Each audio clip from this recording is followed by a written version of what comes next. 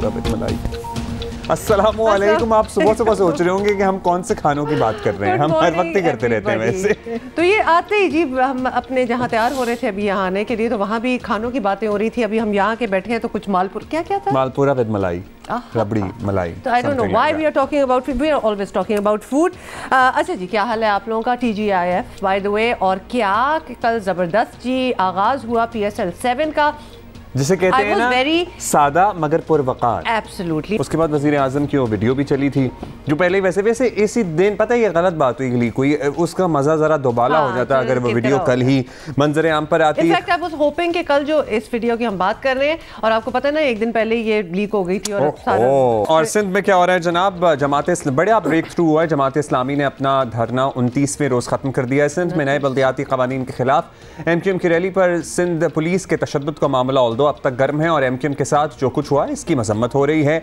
और इस मामले में MQM की इत्तेहादी हुक्मरान जमात तहरीक इंसाफ सबसे आगे है, और हुकूमत की जानिब से MQM से हर किस्म की हमदर्दी का इजहार भी किया जा रहा है। बिल्कुल। और आपको ये भी बताएं कि MQM ने वज़ीर आज़म से मदद मांगी तो जवाब भी फ़ौरन आया। वज़ीर आज़म ने ट्विटर पर जारी बयान में ना सिर्फ तशद्दुद का नोटिस दिया बल्कि ज़िम्मेदारों के खिलाफ एक्शन लेने का वादा भी किया है। और इससे पहले वज़ीर दाखिला शेख रशीद ने वाक़े का नोटिस लेते हुए चीफ सेक्रेटरी और IG सिंध से वाक़े की फौरी रिपोर्ट भी मांगी थी।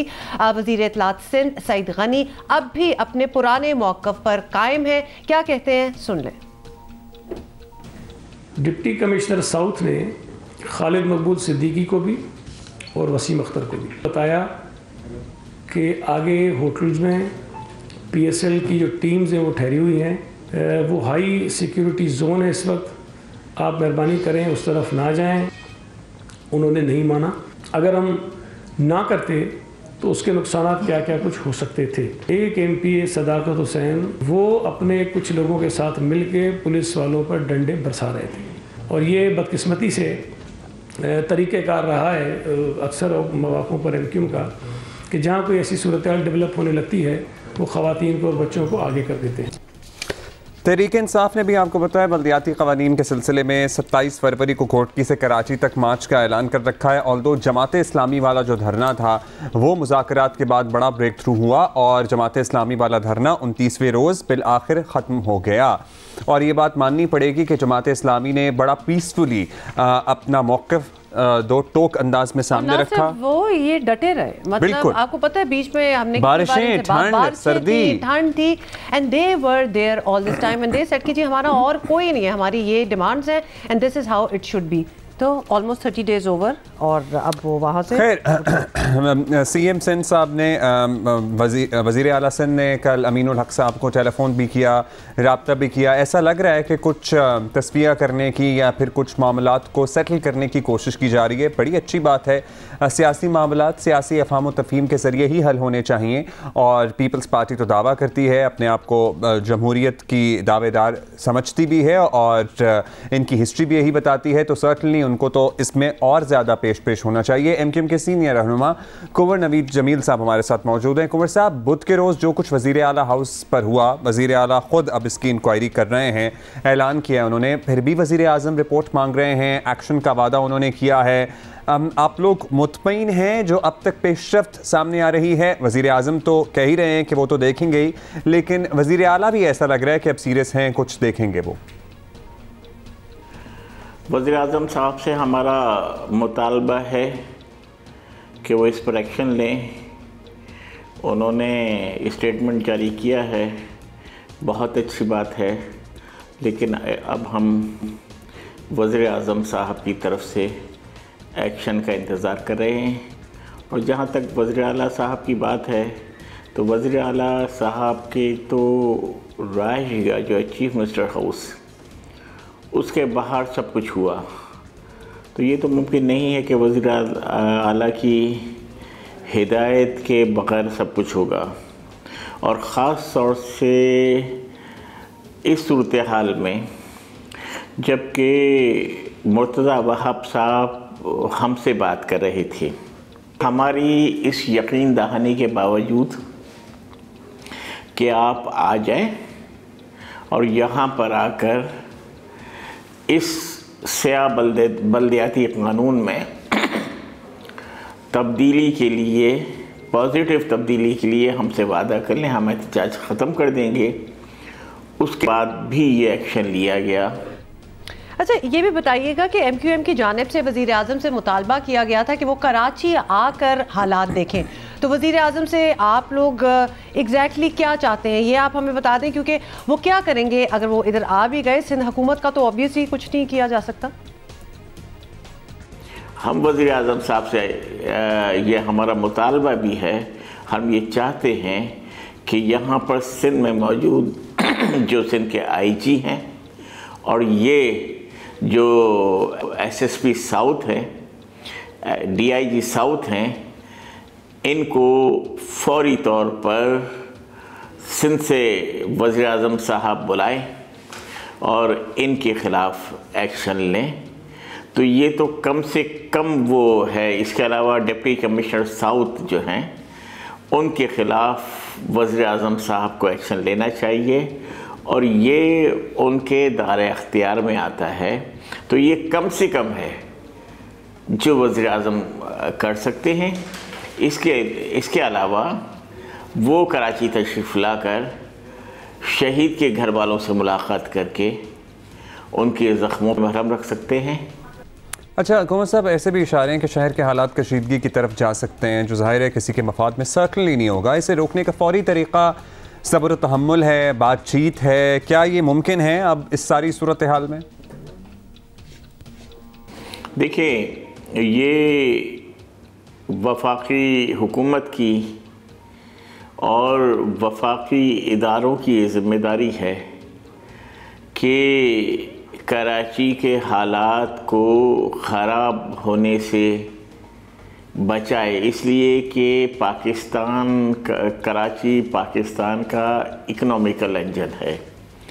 कराची चलता है तो पूरा पाकिस्तान चलता है, लेकिन इसका हल ये नहीं है कि जो लोग मज़लूम हैं, और फिर जब से ये पाकिस्तान बना है 70 सालों से पाकिस्तान का सारा माली वज़न अपनी जेब पर बर्दाश्त कर रहे हैं, उनकी आवाज़ बंद कर दी जाए और उनके जो जायज़ मुतालबात हैं उसको तक तस्लीम ना किया जाए। अच्छा, फाइनली कमर साहब ये भी बता दीजिएगा कि इस पूरी सूरत हाल में एक तासुर ये भी बन गया है कि मुत्तहिदा के कारकुनों पर तशद्दुद तो हुआ, लेकिन बाज़ाब्ता तौर पर आमने सामने पीपल्स पार्टी और तहरीक इंसाफ हैं। यही लोग कराची का अगला सियासी जो है वो मार्का भी लड़ने के बड़े पहलवान हैं। आपका किरदार एक हद तक तहरीक इंसाफ की ज़िली तंजीम जो है वो वैसा ही लग रहा है, उससे बढ़ के कुछ ऐसी चीज़ नज़र नहीं आई। तो इस तासुर को ख़त्म कैसे करेंगे आप? देखिए, हम तो कराची के लोगों के मसाइल के हल के लिए बात कर रहे हैं और हम तो बड़े मायूस हैं पाकिस्तान की वफाकी हुकूमत से, पाकिस्तान की अदलिया से, इन बड़े बड़े इदारों से कि कराची के करोड़ों लोगों के साथ जुल्म हो रहा है, नाइंसाफ़ियाँ हो रही हैं और कराची के लोगों की दाद रसी के लिए कोई आगे बढ़ने के लिए तैयार नहीं है और कोई उन्हें इंसाफ फराहम करने के लिए तैयार नहीं है। आपने कैटेगोरिकली कह दिया है, बहुत शुक्रिया आपका कोवर नवीद जमील साहब। क्या आप मायूस हैं वफाकी हुकूमत से कि कराची के लोगों के मसाइल के हल करने में उनका किरदार आपको तसल्ली नहीं दे पा रहा, आप मुतमईन नहीं हैं? सो आई होप कि आप उनके इत्तेहादी हैं। अब ज़ैली तंजीम तो शायद मैं ना कहूँ, लेकिन सर्टनली आप उनके साथ साथ ही हैं, तो आप उनसे बात करें, कोई एक्सपेक्टेशन तो रखी जा सकती है, लेकिन आई गेस वो पूरी नहीं हुई। मायूसी के बाद अब सर्टनली आप चूँकि आप लोग अपने आप को शहर की नुमाइंदा जमात समझते हैं और इस सिलसिले में आप ही ने काम करना है और किससे करना है? अच्छा जी, रहनुमा PTI भी हमारे साथ हैं, तो उनसे भी बात कर रहे थे। हमारे साथ मौजूद हैं। बहुत शुक्रिया खुर्रम साहब। बताइएगा MQM की रैली में जो कुछ हुआ, उस सर्टनली काबिल मजम्मत है और शायद इसीलिए सिंध हुकूमत ख़ुद भी इसकी तफ्तीश कराने का ऐलान कर चुकी है। वज़ीर आला भी अब मुतहर्रिक लग रहे हैं, वो कॉल्स वगैरह भी कर रहे हैं, ये सारा सूरत हाल चल रही है। अब आप क्या समझते हैं कि हुकूमत सिंध को कुछ वक्त देना चाहिए फैक्ट फाइंडिंग के लिए, या इससे पहले ही आपने अपना केस सामने रख दिया है?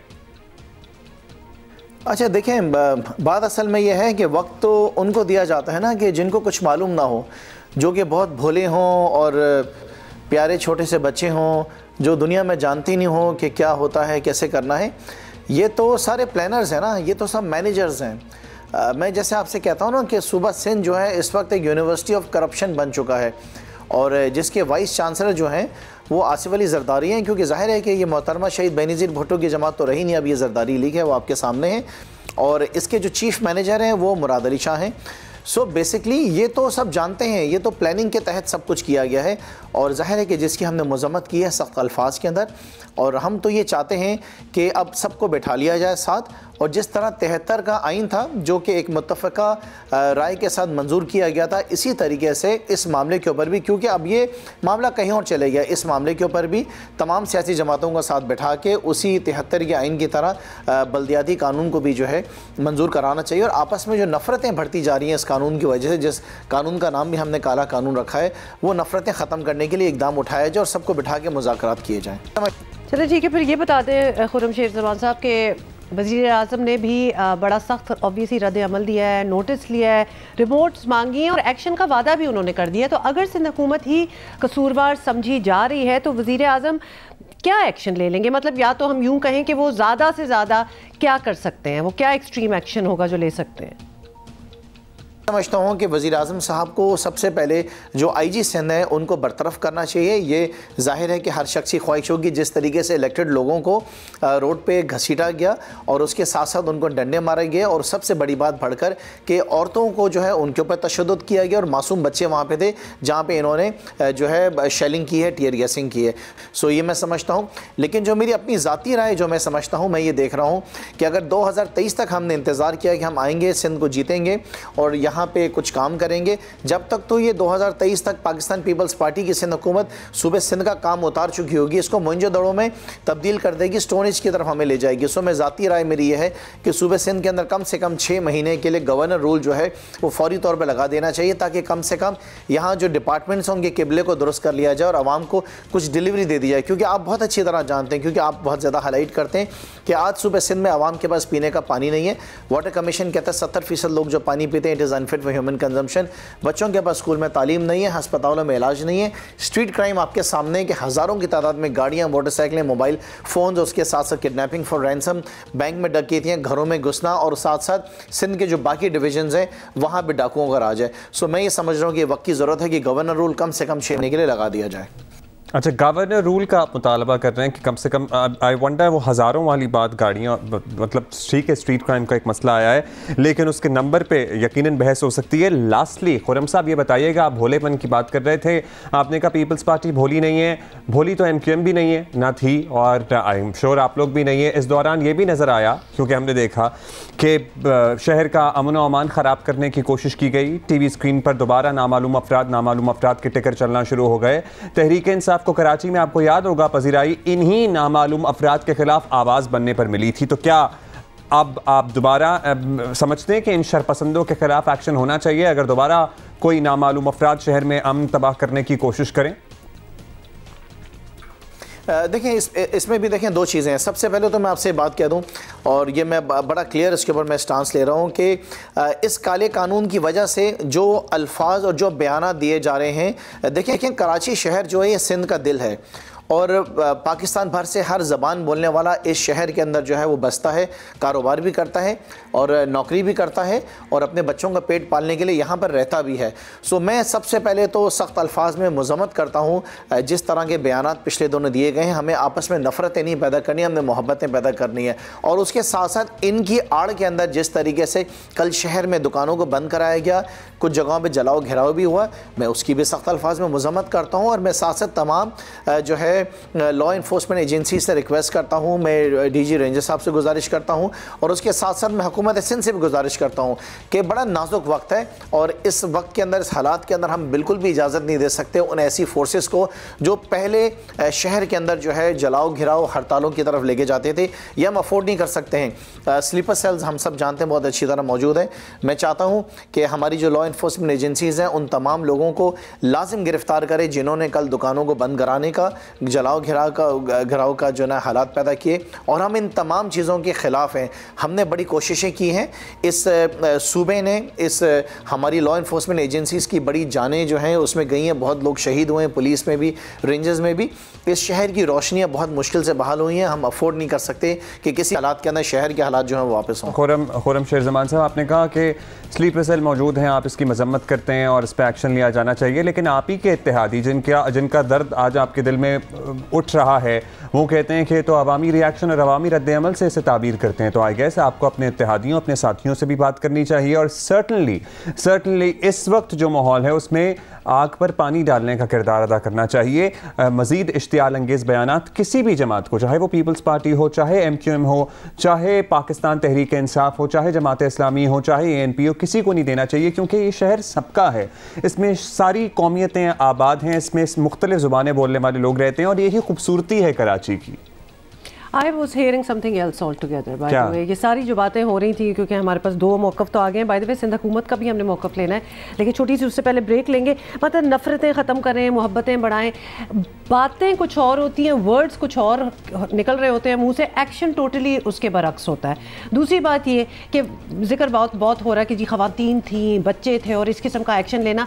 ऐसी रैलीज़ में, ऐसे प्रोटेस्ट में, एहतजाज में बच्चे क्यों लाए जाते हैं? मतलब are they suppose to be used as a collateral कि जी हम आपको दिखा रहे हैं, हमारे ऊपर कुछ ना करना क्योंकि हमारे साथ बच्चा है। ऐसी जगहों पे would you take your children? Would we take our children? Why do you take your children? आपका होगा कोई मौक़िफ़, और मैं बिल्कुल येस रॉन्ग और राइट में नहीं जा रही।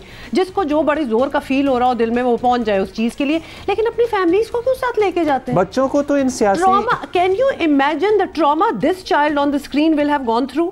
जो वो देख रहा है कि लाठियां चल रही हैं, चीखें हैं, शोर है, धुएं निकल रहे हैं, इस बच्चे ने क्या बनना है? मुंह पे उसके वो पानी फेंक रही है क्योंकि टीयर गैस चल रही है। आई एम नॉट इंटरेस्टेड कि क्या इन लोगों का मौक़िफ़ था for this moment right now, कि PTI क्या कह रहा है, MQM क्या कह रहा है, सिंध हुकूमत क्या कह रही है, आई डोंट केयर। आप लोग ये बच्चे क्यों लेके जाते हैं, पहले तो ये बता दो। और कोई भी सियासी जमात, सिर्फ MQM की बात नहीं कर रहे हैं। Everybody does that. तो ये वो चीज़ है जिस पे जरा सोच करें, बाकी बातें बात की। What are you doing to the next generation? Corona के क्या हालात हैं? मतलब नहीं लेके जाओ 30-40% पे हम बमा एहलो-याल चल रहे हैं रैलियों में। कमाल है भाई। तो मेरा दिमाग जरा उधर फंसा हुआ था while you were asking those questions, but anyway हम ब्रेक ले रहे हैं और इसके बाद हम जरा सिंध हुकूमत का मौक़िफ़ भी लेंगे।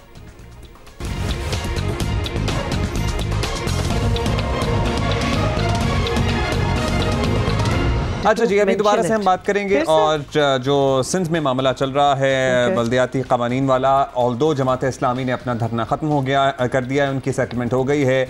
MQM और पाकिस्तान पीपल्स पार्टी वाला फेड अभी तक सॉर्ट ऑफ चल रहा है, लेकिन मुझे लग रहा है कि पीपल्स पार्टी और पर्टिकुलरली जो CM साहब हैं, वो जो MPA पुलिस तशद्दुद के साथ गिरफ्तार किए गए थे उनके घर भी गए, और सदाकत हुसैन साहब और जी CM सिंध, और उनसे उनकी तबीयत भी दरियाफ्त की और टेलीफोन भी किया अमीनुल हक साहब को कल उन्होंने। CM सिंध ने, ये भी खबरें कल चलती रहीं। अब क्या नेक्स्ट है, पीपल्स पार्टी का क्या लाहे अमल होगा? वज़ीर इत्तलात सिंध सईद गनी हमारे साथ हैं, इंतजार में हैं, तो उनसे बात कर लेते हैं। गनी साहब, thank you for waiting for us. MQM के एहतजाज के दौरान जो कुछ हुआ, इसे ऑब्वियसली काबिल कबूल तो किसी सूरत नहीं कहा जा सकता। सिंध हुकूमत ने इंक्वायरी का वादा किया है, किन नुकात पर इंक्वायरी होगी, और अगर हुकूमत का कोई बंदा जो है वो जिम्मेदार निकला तो क्या कार्रवाई करेंगे उसके अगेंस्ट? देखें, ये बात तो बिल्कुल ठीक है, जो कुछ हुआ है उसको नहीं होना चाहिए था और ये कोई अच्छी चीज़ नहीं है। और पीपल्स पार्टी हमेशा कोशिश करती है कि पुरअमन एहतजाज अगर कोई करे तो उसको उसकी आज़ादी होनी चाहिए। लेकिन कल जो सूरत हाल पैदा हो गई बदकिस्मती से, उसमें शायद ऑप्शंस हमारे पास या एडमिनिस्ट्रेशन के पास नहीं थे। आपके इल्म में है कि PSL की वजह से बहुत सालों बाद पाकिस्तान में बैनुल अक़वामी क्रिकेट वापस आई है, कुछ टीम्स पाकिस्तान वापस आई, कुछ बैनुल अक़वामी खिलाड़ी वापस आए पाकिस्तान खेलने के लिए। और इस एहतजाज की वजह से जिन टीम्स को प्रैक्टिस के लिए जाना था वो नहीं रवाना हो सकी और वो होटल से बाहर नहीं निकल सकी। MQM ने जो एहतजाज अनाउंस किया था वो सबको पता है कि उन्होंने प्रेस क्लब जाना था, वहाँ उनके इंतजाम भी थे, लेकिन अचानक इन्होंने अपनी डायरेक्शन चेंज की और बगैर किसी को बताए ये चीफ मिनिस्टर हाउस की तरफ आ गए। वहाँ रास्ते में भी इन्हें एडमिनिस्ट्रेशन ने रोका और इन्हें बताया कि वहाँ PSL के जो मैचेस के लिए टीम्स आई हैं, खिलाड़ी आए हैं, वो होटल्स में रुके हुए हैं, उस तरफ हाई सिक्योरिटी जोन डिक्लेयर हुआ है, तो उस तरफ आप बराए मेहरबानी ना जाएं और प्रेस क्लब चले जाएं। वो नहीं माने, पुलिस को धक्के देते हुए आगे बढ़ाए और CM हाउस पहुँच गए। वहाँ पहुँचने के बाद भी उन्हें बार बार ये कोशिश की गई समझाने की कि वो यहाँ से चले जाएं, प्रेस क्लब जाके बैठ जाएं, वहाँ जाके एहतजाज कर लें। CM हाउस आना और उनका एहतजाज रिकॉर्ड कराना हो गया है, लेकिन ना सिर्फ ये कि उन्होंने इनकार कर दिया, बल्कि उन्होंने वाज़ेह तौर पर यह कहा कि हम यहाँ पर धरना देकर बैठे रहेंगे। अब उस सूरत में ज़ाहिर है कि कोई ऑप्शन नहीं था, वहाँ जो टीम्स थी उनकी सिक्योरिटी का भी इशू था, लिहाजा इंतज़ामिया ने बहालत मजबूरी ये एक एक्शन लिया। अच्छा, अब आप कह रहे हैं बहालत मजबूरी, लेकिन सर्टनली जिस तरह से एक्शन लिया गया उसको अवॉइड करने की कोशिश करनी चाहिए थी, क्योंकि MQM के तमाम रहनुमा ये कहते हैं कि वज़ीर आला हाउस से कोई बंदा निकल के आता, हमसे बात करता और मामला प्रॉब्ली उस तरफ ना जाता जिस तरफ गया। खैर चला गया, अब आप लोग इसे सेटल करने भी क्योंकि वो कोशिश कर रहे हैं इस मामले का। लेकिन वज़ीर आज़म साहब ने भी, गनी साहब, नोटिस लिया है और वो कह रहे हैं जनाब वो ज़िम्मेदारों को सजाएँ देंगे, इसका इन्होंने ऐलान किया है। तो अगर वफाकी हुकूमत की जानिब से कोई एक्शन वगैरह होता है तो आप लोग उसे सपोर्ट करेंगे या फिर उसे सियासी मुखालफत के तनाजुर में ही देखा जाएगा? वज़ीर आज़म साहब ने ऐलान भी किया है और CM साहब ने भी ज़ाहिर है कि होम डिपार्टमेंट को, होम सेक्रेटरी को लिखा है कि 3 दिन के अंदर अंदर इसकी रिपोर्ट दें हमें, और मुख्तलिफ उसमें चीज़ें उनको बताई गई हैं कि किस किस चीज़ की तफ्तीश होनी चाहिए। वज़ीर आज़म साहब ने कह तो दिया है, लेकिन उसूली तौर पर कानूनी तौर पर ये इख्तियार सूबाई हुकूमत का है कि उसकी तहकीकात भी करें और उसके बाद जो रिपोर्ट आती है वो पब्लिक भी करें और फिर जिम्मेदारों के खिलाफ कार्रवाई भी करें। वज़ीर आज़म की जानिब से जो कुछ हुआ है, मुझे वो इसलिए थोड़ा सा अफसोस भी मुझे होता है कि जो कुछ हुआ वो PSL की टीम्स की वहाँ रुकने की वजह से हुआ। ये एक ऐसी चीज़ है जिसका एहसास वफाकी हुकूमत, वफाकी वज़ीरों को और प्राइम मिनिस्टर साहब को भी होना चाहिए। अगर ये किसी और सूबे में हो रहा होता और इस तरह से टीम्स कहीं ठहरी होती हैं और वहाँ पर कोई एहतजाज करने चला गया होता तो मुझे नहीं पता, वहाँ की हुकूमतें उनको बैठने की इजाज़त देती, हंगामारी करने की इजाज़त देती, उन्हें मौका फराम करती कि वहाँ तमाशा लगाएं और कोई रुकावटें खड़ी करें, हंगामारी करें, ताकि वहाँ जो टीम्स खड़ी हैं वो डिस्टर्ब हों और वो मैच खेलने के लिए ना जा सकें, वो प्रैक्टिस के लिए नहीं जा सकें। लेकिन शायद बाकी सूबों में भी यही एक्शन होता जो यहाँ पे हुआ है।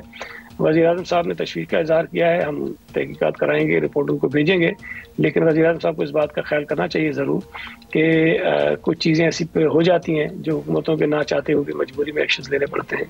बहरहाल कानूनी तौर पर ये सूबाई हुकूमत का इख्तियार है, हम तहकीकात कर रहे हैं, उससे अगर कोई मुतमईन नहीं होता तो फिर और बहुत सारे फोरम मौजूद हैं जिस पर वो जा सकते हैं। थैंक यू गनी साहब। बहरहाल इस एक्शन को किसी बेहतर अंदाज में भी डील किया जा सकता था।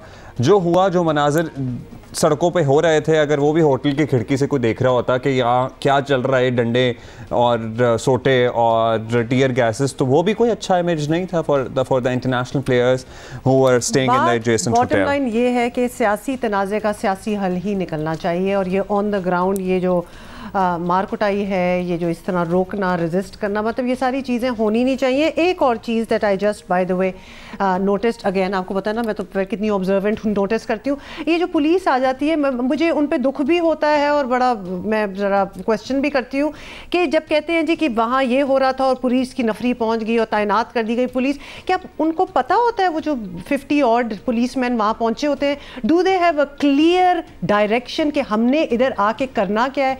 And I am not just talking about कि ये कल परसों क्या हुआ है, I am talking about every time it happens. 0 point Islamabad आप चले जाएं, आप लाहौर में कुछ इस किस्म के एहतजाज कहीं भी हो रहा, जब पुलिस पहुंचती है तो क्या उनके पास एक क्लियर डायरेक्शन होती है कि how you are supposed to tackle this? कहीं भी नहीं होता। और दूसरी बात ये, ब्रेक तो हमने लेनी है, लेकिन वो जो सैकड़ों लोग, हज़ारों लोग कराची जैसे शहर में किसी एक पॉइंट पे कुछ लोगों के जमा होने की वजह से घंटों ट्रैफिक में फंसे रहते हैं, उनका क्या कसूर होता है? वो भी एक चीज़ है।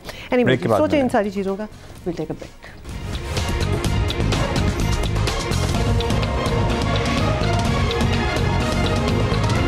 क्या आपको मालूम है कि पहले आपके मोबाइल फ़ोन में 100 रुपये का कार्ड डालने पर 76 रुपये आते थे, अब 72 रुपये आते हैं?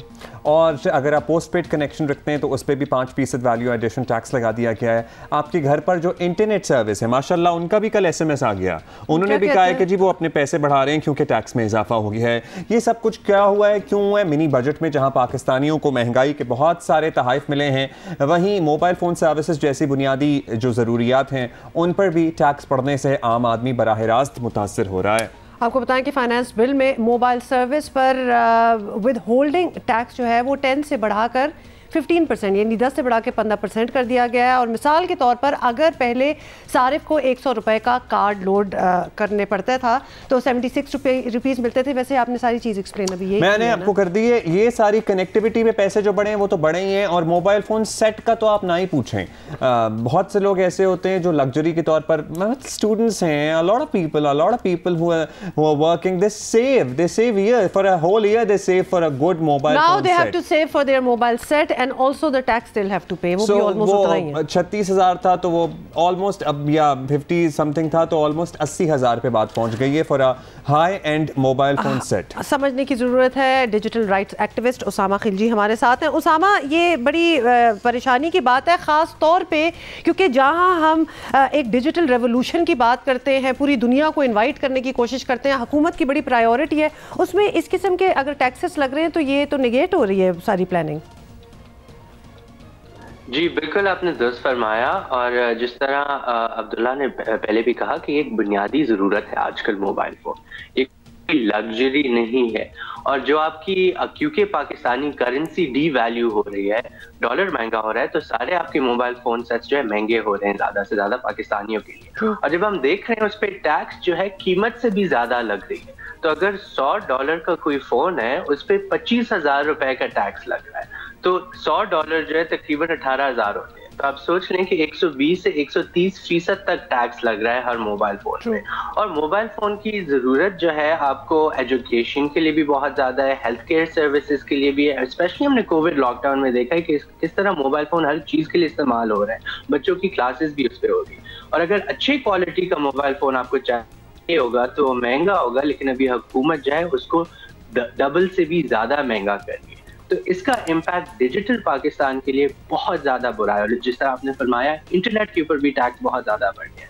तो बेसिकली हुकूमत जो है डिस्करेज कर रही है पाकिस्तानियों को कि वो अच्छा मोबाइल सेट इस्तेमाल करें और इंटरनेट को इस्तेमाल करें, क्योंकि टैक्स जो है कीमत बढ़ाता है, और जब कीमत बढ़ती है तो उसकी यूजेज और परचेस जो है डिस्करेज होती है इकॉनमी। अच्छा उसामा, हमारे यहाँ 100 रुपये का कार्ड डालें, हम 100 रुपये के कार्ड से कंपैरिजन आसान होता है। तो पहले 76 आते थे, अब 72 आते हैं, जो कि अच्छा खासा चेंज आया है। फिर इंटरनेट सर्विस पे 5%, फिर पोस्ट पेड अगर आपका कनेक्शन है उस पर भी 5% इजाफी। सो मोबाइल फ़ोन सेट्स की तो हमने बात की, लेकिन कनेक्टिविटी सबसे अहम चीज़ है, बैकबोन है। अगर कनेक्टिविटी ही इनएक्सेसिबल होती जाएगी महंगाई की वजह से, तो हम दुनिया की में तरक्की की दौड़ में कहाँ रह जाएंगे, कहाँ खड़े होंगे। और अपने रीजन को कंपेयर कर लें या दुनिया को कंपेयर कर लें, क्या यही होते हैं टैक्सेस की शरह, या हमें कुछ ज़्यादा लग रहा है ये सारा कुछ? दुनिया भर में कोशिश की जा रही कि ज़्यादा अफोर्डेबल बनाया जाए मोबाइल फ़ोन कनेक्टिविटी और सेट्स को, लेकिन पाकिस्तान में उसको महंगा किया जा रहा है। तो इस पर ऑपोजिट इफेक्ट होगा। और अगर आप देखिए बांग्लादेश में और इंडिया में इकोनॉमी कितनी आगे जा रही है, पाकिस्तान में खुद भी IT एक्सपोर्ट्स बहुत ज़्यादा हो गए हैं, लेकिन अगर आप कंपेयर करें रीजन से तो हम काफ़ी पीछे हैं। इसमें कुछ और स्टेटिस्टिक्स है। पाकिस्तान में जो है जो जेंडर गैप है इंटरनेट और मोबाइल फ़ोन कनेक्टिविटी का, वो सबसे ज्यादा खवातीन जो है एज अ परसेंटेज बहुत कम इस्तेमाल करती है एज कम्पेयर टू मर्द हज़ार। तो इसमें हमें यही नजर आ रहा है कि फीमेल कनेक्टिविटी महंगाई की वजह से और भी कम हो जाएगी। और इसमें हम ये भी देखते हैं कि जब आप इस किस्म के टैक्स लगाते हैं तो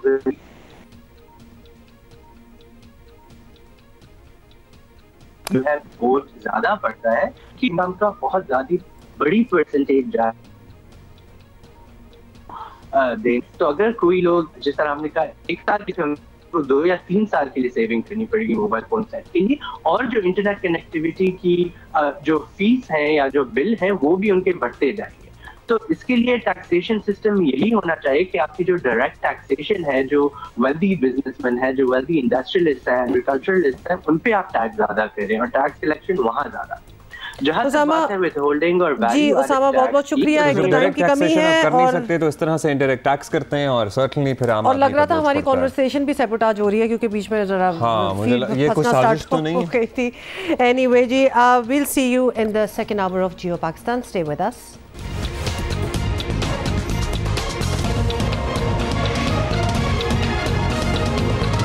अस्सलाम वालेकुम वंस अगेन, गुड मॉर्निंग भाई। कल का मैच ठीक ठाक, कल का मैच तो जो हो गया उस पर भी फिर भी हमने थोड़ी सी अभी बात करनी है। कल क्या आपको बाबर आजम थोड़े से ऑफ कलर नजर आ रहे थे?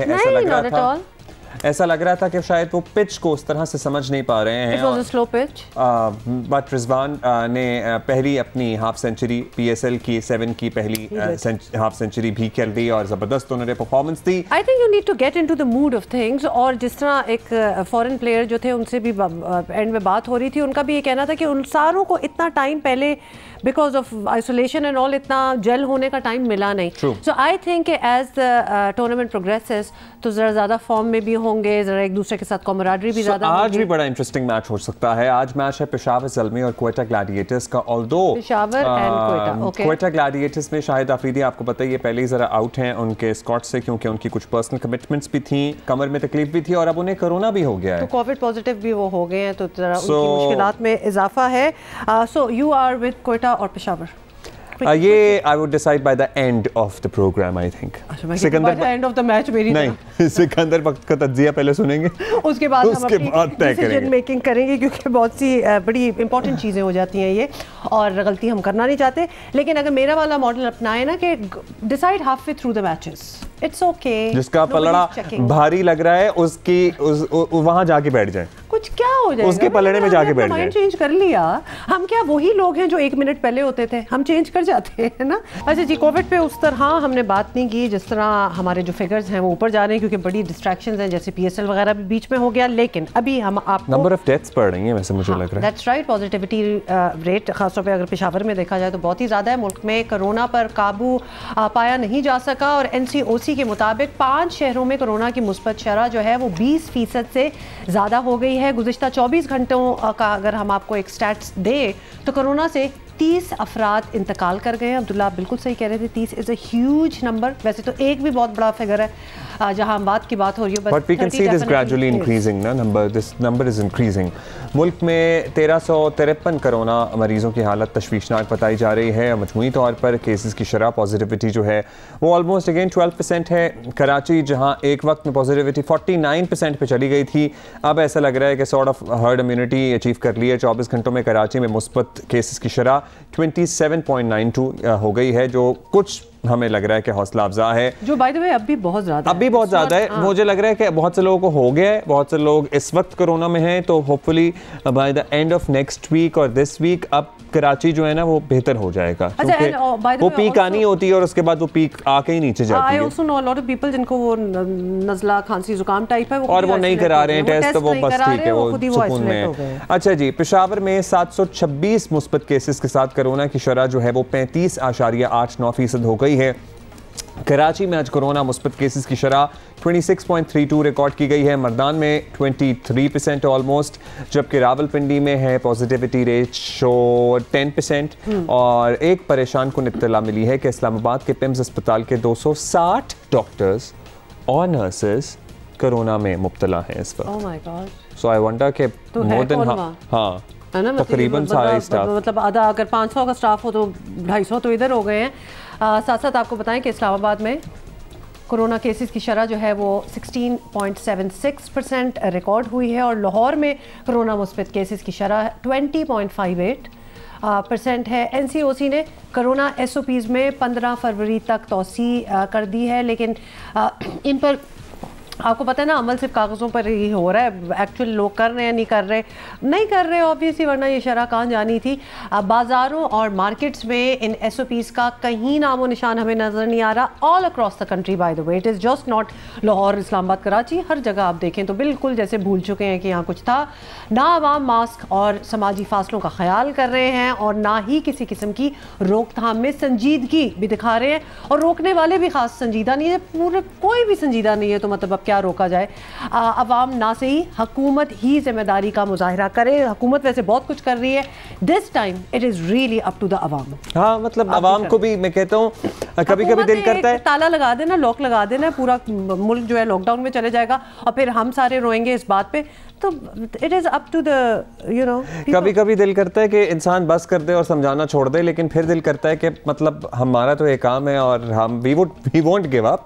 हम बताते रहेंगे, समझाते रहेंगे, एजुकेट करने की कोशिश करते रहेंगे, क्योंकि सर्टनली इस बीमारी में हम सब साथ ही हैं ना। हम मतलब पहले से तो नहीं चल रही थी, हमने भी आप ही की तरह लोगों से सुना, सीखा, पढ़ा। इसी तरह जो चीज़ें हमें पता है वो हम आपको बताने की कोशिश करते हैं, जो चीज़ें आपको पता है हम आपसे सीखने की कोशिश करते हैं। सो हमने ऑल टुगेदर यही सीखा है कि जो मास्क है ना, ये आपकी सबसे बड़ी दवा है, ये आपके सबसे इफेक्टिव वैक्सीन है, यही सब कुछ है। वैक्सीनेट वगैरह तो आप हो रहे हो, अच्छी बात है, लेकिन मास्क अगर आप किसी भी जगह पे जहाँ रश है, जहाँ भीड़ ज़्यादा है, लगा लेंगे तो आप अपने आप को, अपने घर वालों को महफूज रख सकेंगे। हम ये not get this the first time, मतलब हम ये ब्रोकन रिकॉर्ड हो चुके हैं हम बाय द वे। तो ये कहने की सवाल यही बनता है कि क्या समझ नहीं आ रही। हम कोई सख्ती भी नहीं कर रहे हैं, जहाँ भीड़ है वहाँ लगा लें, जहाँ आपको पता है कि आप ओपन एयर में, लोग दूर दूर 6 फुट से ज़्यादा फासले पे ना लगाएं। बैरिस्टर साहब ने हमें ज्वाइन किया, स्पोक्स पर्सन केपी हुकूमत। बैरिस्टर साहब, मुल्क भर की तरह खैबर पख्तूनख्वा की हम बात कर रहे हैं तो उस पर कोरोना की लहर जो है वो तेज़ होती नज़र आ रही है। पेशावर में तो मुस्बत केसेस की शरह 36% तक पहुँच गई है। तो आपको लगता है कि सूरत हाल कंट्रोल में है? यही मतलब ये आपको पता है कि इतना तो होना ही था, या फिर परेशानी की बात है? मैं समझता हूँ कि परेशानी की कोई बात नहीं है, अलबत्ता एहतियात का दामन हाथ से नहीं छोड़ना चाहिए। अभी तक जो आदाद व शुमार सामने आ रहे हैं उनके तहत यकीनी तौर पर ओमिक्रॉन वायरस जो है वो फैल भी रहा है, और दूसरी साइंटिफिकली भी ये बात बिल्कुल वाज़ेह है कि इस वायरस की जो फैलाव की शरह है वो पिछले दौर की निस्बत और पिछले वायरस की निस्बत थोड़ी ज़्यादा है। लेकिन उसके बावजूद हुकूमत इस सिलसिले में एक जामे प्रोग्राम के तहत इक़दाम कर रही है।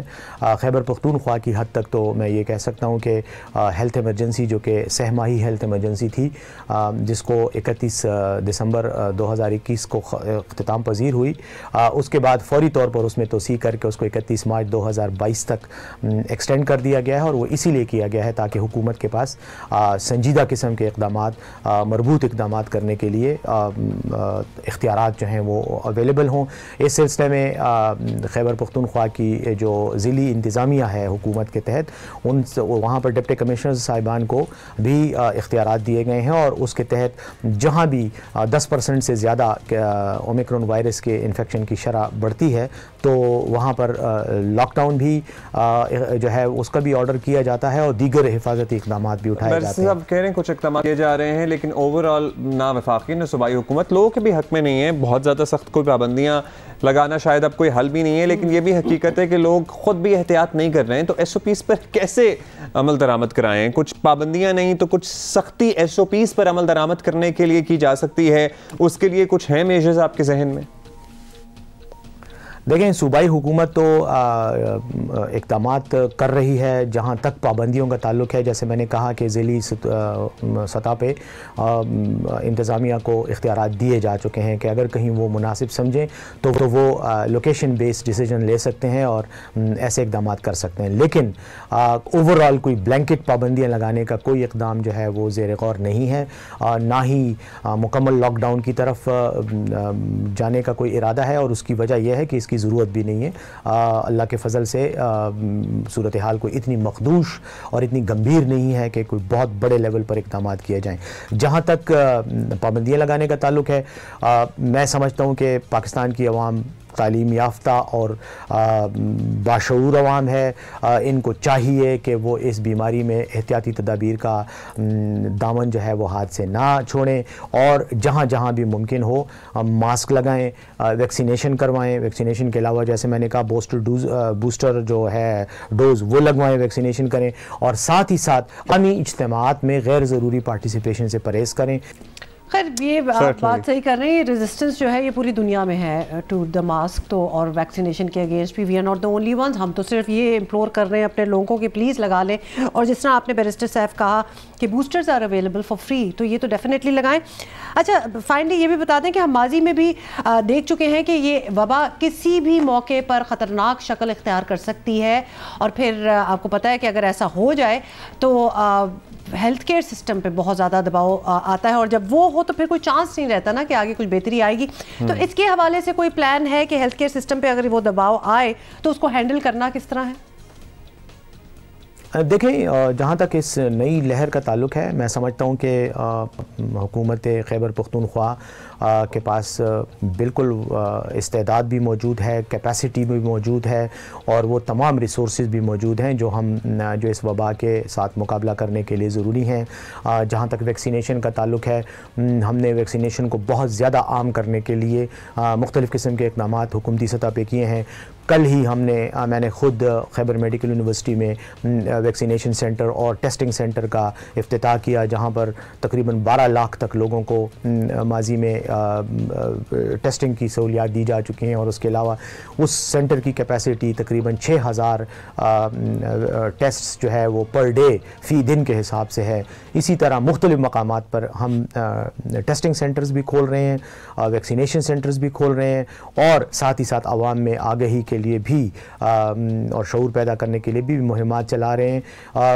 उस सिलसिले में भी जो इक़दाम दरकार हैं वो कौमी सतह पे भी हो रहे हैं, सूबाई सतह पे भी हो रहे हैं। अल्लाह करे, अल्लाह से दुआ है कि ये वबा ज़्यादा ना फैले, और आवाम जो है वो एहतियाती तदाबीर के ज़रिए और दीगर जो तदारकी मेजर्स हैं, प्रिवेंटिव मेजर्स हैं, उनको अडॉप्ट करें तो इंशाल्लाह ये बीमारी नहीं फैलेगी। लेकिन अगर हुआ तो मैं समझता हूँ कि सूबाई हुकूमत जो है वो किसी भी करेंगे तो सर ये बीमारी नहीं फैलेगी। बहुत शुक्रिया आपका। बैरिस्टर सैफ हमारे साथ मौजूद थे। इस्लामाबाद में तो हमने आपको एक अस्पताल का हाल बताया ही कि 260 डॉक्टर नर्सेज एक ही अस्पताल के कोविड में मुब्तला हैं, लेकिन यही हाल अक्रॉस द कंट्री मुख्तलिफ बड़े अस्पतालों का है, जहाँ पर पर्टिकुलरली उन शहरों में जहाँ वबा बहुत ज़्यादा फैली हुई है। कराची भी उसमें शामिल है, पिंडी भी उसमें शामिल है, आज़ाद कश्मीर में मुजफ्फराबाद भी उसमें शामिल है। सो ये सारी सूरत हाल है। Secretary general Pakistan medical association doctor Qaiser Sajjad हमारे साथ मौजूद हैं, उनसे ज़रा जानते हैं। डॉक्टर साहब शुक्रिया। अब तो हमें यही लग रहा है कि कराची में कुछ पीक ऐसा लग रहा है कि नीचे आया है मामला, लेकिन चूँकि इस बीमारी की अलामात बिल्कुल नज़ला खांसी ज़ुकाम जैसी हैं, तो कुछ लोग करा रहे हैं टेस्ट, कुछ नहीं करा रहे हैं। ओवरऑल सूरत हाल देखते हुए आपको क्या लगता है, कब तक ओवरऑल कंट्री में, पूरे मुल्क में इसकी पीक नीचे चली जाएगी, या कब पीक आनी है या आएगी, या इस वक्त है? देखिए, पीक तो मैं नहीं समझता कि अभी आ गई है। यकीनन पीक अभी आनी है, और मेरे ख्याल में ये मिड ऑफ द फेब के बाद शायद ये पीक आ जाए और इसमें कोई कमी आना शुरू हो जाए, क्योंकि जो रवैया हमारा है इस वक्त पूरे पाकिस्तान में वो इस तरह से है कि इसमें मज़ीद इजाफ़ा होगा। जो आजकल हम देख रहे हैं इसमें मज़ीद इजाफ़ा होगा, और फिर मिड फरवरी के बाद अल्लाह करे कि इसमें कमी वाक़ होना शुरू हो जाए। अच्छा, पीक की हम बात कर रहे हैं डॉक्टर साहब, पीक कब आएगी, आ गई है कि नहीं, कम कब होगा? तो आप कोरोना वायरस की शिद्दत में कमी के लिए हुकूमत और अवाम दोनों को ऑब्वियसली मशवरा वगैरह तो दे ही रहे हैं, लेकिन एग्जैक्टली क्या किया जाना चाहिए? कुछ स्पेसिफिकली चीज़ें कुछ बताएं। देखिए, हम जो है हुकूमत के साथ साथ आवाम को पहले मैं मशवरा दूंगा कि खुदारा अगर आप चाहते हैं कि ये बाज़ार, ये दुकानें, ये स्कूल, ये तमाम कारोबार जो आजकल चल रहे हैं, खुले हुए हैं सब कुछ, अगर आप चाहते हैं ऐसी सिलसिला चलता रहे तो खुदारा मास्क लगाइए, SOPs पे सख्ती से अमल कीजिए, हाथ ना मिलाइए, गले ना मिलिए, और फासला रख के गुफ्तगू करें, चाहे वो दुकानदार हो, चाहे वो रेस्टोरेंट वाले हों, चाहे शादी हॉल वाले हों, तो जो है हम इस पे काबू कर सकेंगे। ये हमारी एक आवाम से दरख्वास्त है। लेकिन इससे ज़्यादा ज़िम्मेदारी हुकूमत की होती है कि हुकूमत से हमारी दरख्वास्त ये है कि खुदारा जो भी आप अहकामात कर रहे हैं इस पे अमल दरामद करें। आपकी ज़िम्मेदारी है कि इस बीमारी के फैलाव को रोका जाए, ये आपकी ज़िम्मेदारी है, ताकि कुछ लोग बीमार हो के बहुत शिद्दत बीमारी में चले जाते हैं और इंतकाल कर जाते हैं। हमारा कंसर्न ये है, हुकूमत से हमारी दरख्वास्त के साथ साथ कंसर्न ये है कि अगर ये ओमिक्रॉन बिगड़ गया तो बहुत ज़्यादा प्रॉब्लम होगी। बहुत शुक्रिया आपका डॉक्टर कैसे सर। हुकूमत से तो आपने दरख्वास्त की, लेकिन मेरी अगेन दोबारा दरख्वास्त लोगों से होगी, क्योंकि हुकूमत तो ऐसा लग रहा है कि अपना काम फिर भी कोविड-19 के मैनेजमेंट की अगर बात करें, वैक्सीनेशन के सारे अमल की बात करें, हुकूमत ने अच्छा काम किया है। जहाँ तारीफ बनती है वहाँ की जानी चाहिए। हम लोगों को खुद अब थोड़ा रिस्पॉन्सिबल होना चाहिए। ओके, अब मेरा थोड़ा सा इससे डिफरेंट ये है कि हुकूमत में बहुत प्रेशर ऑलरेडी आ गया है। ये हुकूमत की अब उस तरह रिस्पॉन्सिबिलिटी नहीं लगी। बाकी पॉलिटिकल पार्टीज क्या कर रही हैं? आपके एहतजाज, आपके जलसे, आपके धरने, वो सब कुछ चल रहा है। मतलब आपकी भी तो सिर्फ जिम्मेदारी है, क्योंकि आपकी एक कॉल पे वो जो सैकड़ों के हिसाब से, हज़ारों के हिसाब से लोग आ जाते हैं, तो उनको कुछ सेंसिटाइज भी तो करें। या फिर आपको पता है कि ओमिक्रॉन कितनी बुरी तरह फैल रहा है, आप ना बुलाएं आजकल। मतलब रिस्पॉन्सिबिलिटी इज़ ऑन एवरीबडी। तो ये जो लीडर होता है सिर्फ वही नहीं जो वजीर आजम बन के उधर बैठा हुआ है, बाकी भी तो लीडर्स है ना, तो दे शुड टेक और समझते भी हैं और दावा भी करते हैं लीडर होने का, तो please act like one as well. बात करें। अच्छा जी, हुआ चलें, अभी आगे बढ़ने से पहले हम एक ब्रेक लेते हैं, फिर आज के मैच का जरा तज्जिया करेंगे कि दोनों टीमें कैसी हैं। Let's talk cricket after this break.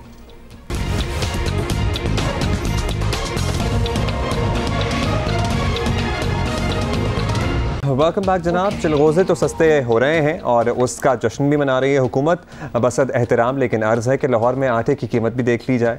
आटा चक्की मालिकान ने फ़ी किलो जो है वो 5 रुपये बढ़ा दिया है, और दिलचस्प बात यह है कि किसान कहते हैं कि उन्होंने तो गंदम पुरानी कीमत पर बेची है। कीमतें चक्की मालिकान या मिडल मैन वगैरह की वजह से बढ़ रही हैं।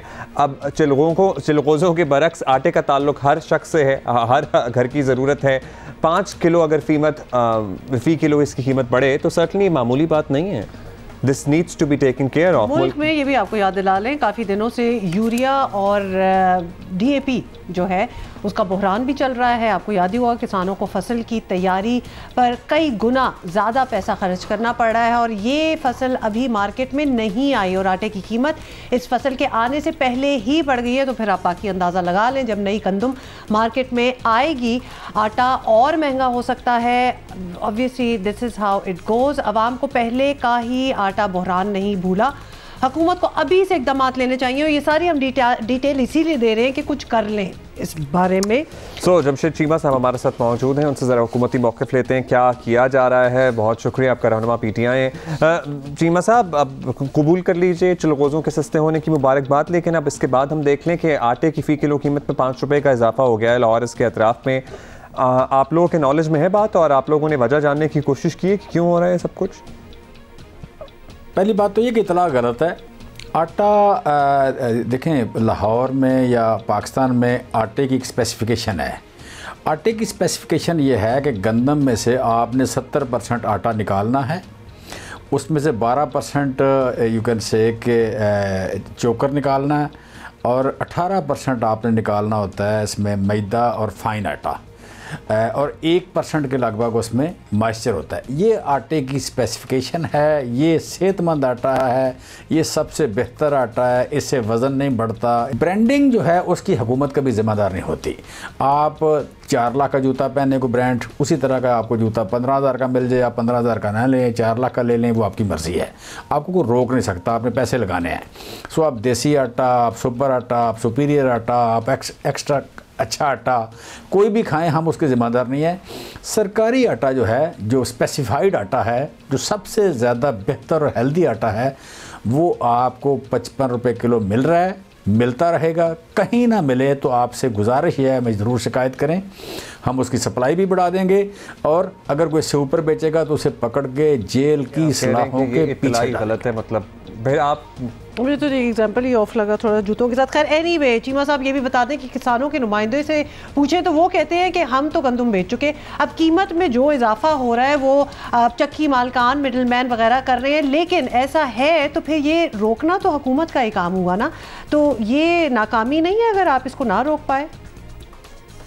आटे का रेट कंट्रोल करना मेजर स्टेपल फूड है, रेट कंट्रोल करना हमारी ही जिम्मेदारी है, और हम कामयाबी से कर रहे हैं। मसला हमें है, मौजूद है, वो है सिंध से।